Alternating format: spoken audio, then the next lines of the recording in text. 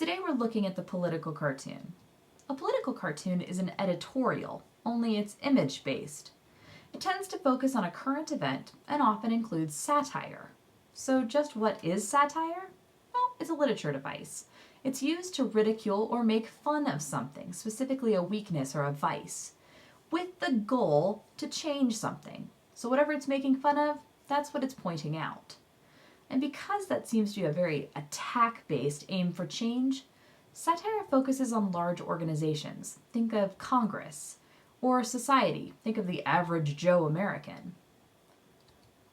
A political cartoon is supposed to get to a wide audience. Because it is an image, it can be read by the illiterate and even the young. And while not everyone gets every facet of it, the main idea always carries.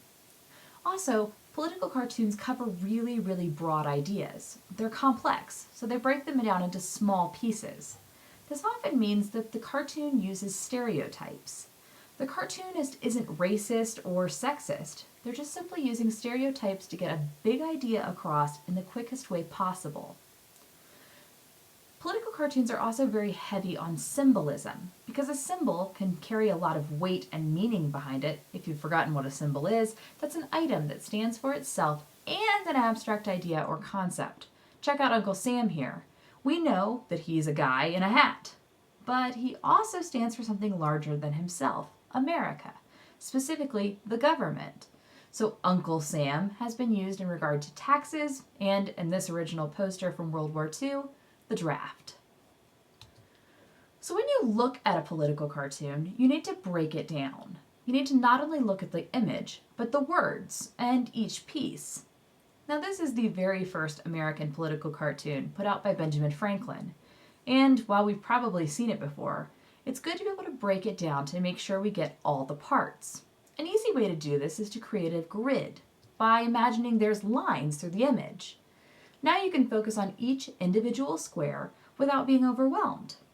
Another important thing to know, specifically used by photographers, is the idea of a hotspot.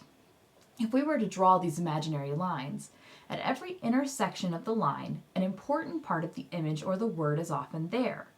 It doesn't always work, and it's not always just the intersection. It can kind of be a zone.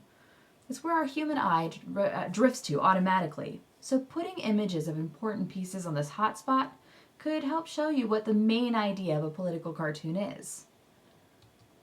So here we have a World War II cartoon by Dr. Seuss. You gotta love Dr. Seuss. So what do you see? Draw those imaginary grid lines. And now look in your divides. Take a moment and examine each minor square. If I start at the top left, I see white space. In the middle, I'm starting to see the top of an ostrich and a sign, as in the far right. So let's take a second and read the sign. Get your ostrich bonnet here. Relieves Hitler headache. Forget the terrible news you've read. Your mind's at ease with an ostrich head. Bindi Ostrich Service, Inc. Now let's go down to the middle. We see a man wearing an ostrich head standing next to the sign. He has a plethora of ostrich heads, and he's putting one on a man's head. Now if we go to the bottom of the image, we see the line of men waiting to get their ostrich head, and on the opposite side we see a line of people wearing said ostrich heads, and their heads are in the sand. Now look below that and check out the language. We always were suckers for ridiculous hats.